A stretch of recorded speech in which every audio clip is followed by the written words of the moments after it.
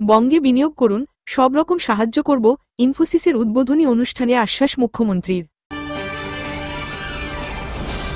স্ত্রীকে ডিভোর্সি দেখিয়ে ration dealer করবার জন্য আবেদন, বিতর্কে তৃণমূল নেতা, খোঁচা বিরোধীদের। মধ্যরাতের মধ্যে শাহকে তাড়ান, না হলে মোদী সরকারকে বেনজির আক্রমণ কংগ্রেসের। নমস্কার, আপনারা দেখছেন মুর্শিদাবাদ নিউজ সংবাদ। আজকে তাজা কয়েকটি খবর। নিউ টাউনের হাতিশালায় প্রায় 17 একর জমির উপর গড়ে উঠেছে ইনফোসিসের দ্বিতীয় ক্যাম্পাস। সংস্থার দাবি, নতুন ক্যাম্পাসে 4000-এরও বেশি মানুষের কর্মসংস্থান হবে। তথ্যপ্রযুক্তি ক্ষেত্রে বাংলা হয়ে উঠছে ভারতের অন্যতম গন্তব্য। রাজ্যে বিনিয়োগ করলে সব রকম সহায়তা করবে সরকার। বুধবার বিকেলে তথ্যপ্রযুক্তি সংস্থা ইনফোসিসের নয়া ক্যাম্পাসের উদ্বোধনী অনুষ্ঠানে এমনটাই বললেন মুখ্যমন্ত্রী মমতা বন্দ্যোপাধ্যায়। বললেন, শুধু ইনফোসিসের জন্য নয়, বাংলার জন্যও আজকের দিনটি ঐতিহাসিক। এর ফলে কয়েক হাজার ছেলেমেয়ের কর্মসংস্থান তৈরি হবে, এমনটাই বিশ্বাস তার। বুধবার বিকেলে নিউ টাউনের হাতিশালায় ইনফোসিসের দ্বিতীয় ক্যাম্পাসের উদ্বোধন হয়েছে। উদ্বোধন করেছেন মুখ্যমন্ত্রী মমতা বন্দ্যোপাধ্যায়। সেখানেই মমতা বলেন, বাংলা এখন শিল্পের জন্য আদর্শ জায়গা। একাধিক সংস্থা বাংলায় শিল্প গড়ে তুলেছে, আগামী দিনেও করবে। এর মধ্যে একাধিক তথ্যপ্রযুক্তি সংস্থা রয়েছে। আমরা আমেরিকার ধাঁচে এখানে 2000 একর জমির উপর সিলিকন ভ্যালি তৈরি করেছি, সেখানে 27,000 কোটি টাকার লগ্নি হয়েছে। তা থেকে অদূর ভবিষ্যতে 75,000 কর্মসংস্থান হবে। এছাড়াও রাজ্যে 22টি আইটি পার্ক গড়ে তোলা হচ্ছে। এরপরেই মুখ্যমন্ত্রী বলেন, যখন ক্ষমতায় এসেছিলাম তখন রাজ্যে কোনো সুযোগ ছিল না, কিন্তু এখন সেই সুযোগ তৈরি হয়েছে। আজ বাংলাদেশের অন্যতম আইটি কেন্দ্র হয়ে উঠেছে, এটি আমাদের জন্য গর্বের। মুখ্যমন্ত্রীর বক্তব্য, বাংলায় দক্ষ এবং অভিজ্ঞ কর্মীরা রয়েছেন। প্রতিভার নিরিখে বাঙালিরা ভারতের অন্যান্য রাজ্যের চেয়ে এগিয়ে রয়েছেন। বিশ্বের সর্বত্র নানা পরিসরে কাজ করছেন বাংলার ছেলেমেয়েরা। চলতি বছরেও বাংলার প্রায় 45,000-এরও বেশি ইঞ্জিনিয়ার নানা তথ্যপ্রযুক্তি সংস্থায় কাজে যোগ দিয়েছেন। পাশাপাশি তথ্যপ্রযুক্তি শিল্পের জন্য দ্রুত গতির ইন্টারনেটের ব্যবস্থাও করা হচ্ছে বলে জানান মুখ্যমন্ত্রী। এককালে আকছার বিদ্যুৎ বিভ্রাটের ঘটনা ঘটত। মুখ্যমন্ত্রীর দাবি, এখন সেই সমস্যারও সমাধান করেছে সরকার। এছাড়াও বাংলায় ক্রমবর্ধমান চাহিদা, নিরবচ্ছিন্ন এবং পর্যাপ্ত বিদ্যুতের যোগান, কাজের পরিবেশ, কম উৎপাদন খরচসহ একাধিক সুবিধা রয়েছে। ফলে বাংলায় শিল্পের অনুকূল পরিকাঠামো রয়েছে। সে কারণেই পশ্চিমবঙ্গ দেশের অন্যতম আইটি হাব হয়ে উঠতে পেরেছে বলে দাবি করেন মুখ্যমন্ত্রী। এরপরেই মমতা বলেন, আপনারা বঙ্গে আরও বিনিয়োগ করুন, সরকার সবরকম সহযোগিতা করবে। প্রসঙ্গত, নিউ টাউনের হাতিশালায় প্রায় 17 একর জমির উপর গড়ে উঠেছে ইনফোসিসের দ্বিতীয় ক্যাম্পাস। সংস্থার দাবি, নতুন ক্যাম্পাসে 4000-এরও বেশি মানুষের কর্মসংস্থান হবে।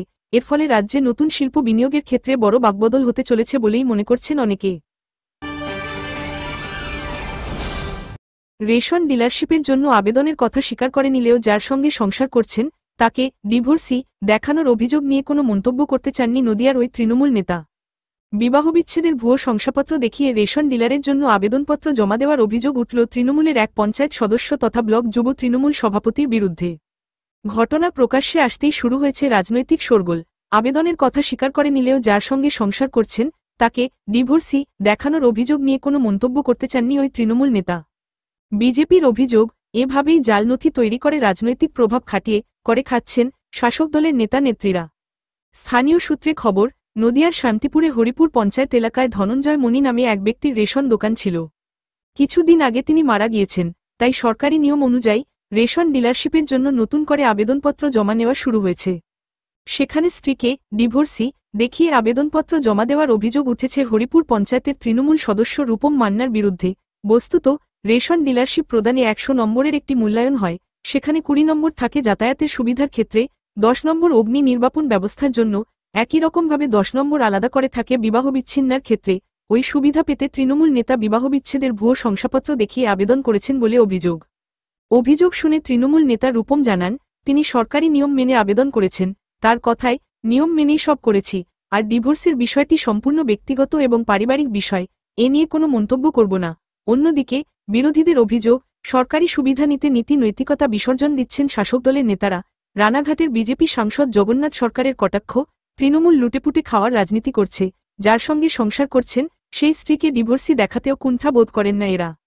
যদিও দলের নেতার বিরুদ্ধে অভিযোগ প্রসঙ্গে তৃণমূল জেলা সভাপতি দেবাশিস গঙ্গোপাধ্যায় বলেন, অভিযোগ আর বাস্তবের সঙ্গে কতটা মিল আছে তা খতিয়ে দেখতে হবে। যদি কেউ দোষী প্রমাণিত হন, আইন অনুযায়ী তার বিরুদ্ধে ব্যবস্থা নিতে হবে। ইতিমধ্যেই তৃণমূল কংগ্রেসের রাজ্যসভার সাংসদ ডেরেক ও ব্রায়ান অমিত শাহের বিরুদ্ধে প্রিভিলেজ নোটিশ পেশ করেছেন। প্রধানমন্ত্রীকে দেওয়া কংগ্রেসের আল্টিমেটাম তারও এক কাঠি উপরে। কেন্দ্রীয় স্বরাষ্ট্রমন্ত্রী অমিত শাহের আম্বেদকর ফাঁসন মন্তব্যের বিরোধিতায় বেনজির আক্রমণের পথে হাঁটল জাতীয় কংগ্রেস।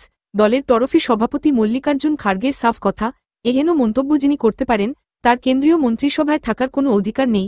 বুধবার এই ইস্যুতে সাংবাদিক সম্মেলন করেন খাড়গে। মোদীকে সরাসরি বলেন, আপনার মনে যদি বাবা সাহেবের প্রতি ন্যূনতম কোনো স্থান থেকে থাকে, শ্রদ্ধা থেকে থাকে, তাহলে মধ্যরাতের মধ্যেই অমিত শাহকে কেন্দ্রীয় মন্ত্রিসভা থেকে আপনি বরখাস্ত করবেন।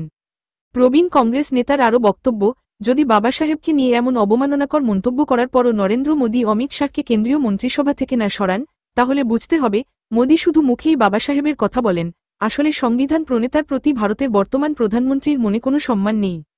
একই সঙ্গে অমিত শাহকেও সরাসরি নিশানা করেছেন মল্লিকার্জুন খাড়গে। তিনি সোজাসুজি বলেন, অমিত শাহ যে মন্তব্য করেছেন তার জন্য তাকে ক্ষমা চাইতেন হবে।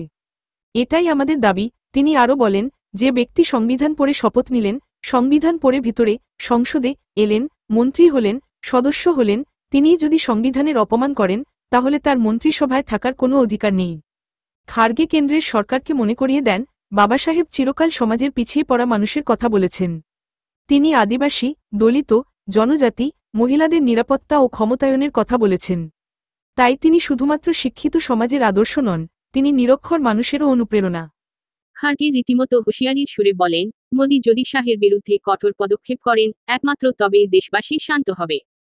তা না হলে মানুষ বাবা সাহেবের নাম নিয়ে সোচ্চার হবে, এমনকি বাবা সাহেবের নামে আমজনতা প্রাণ বিসর্জন করতেও প্রস্তুত বলে সরকার পক্ষকে কার্যত সতর্ক করেন খাড়গে।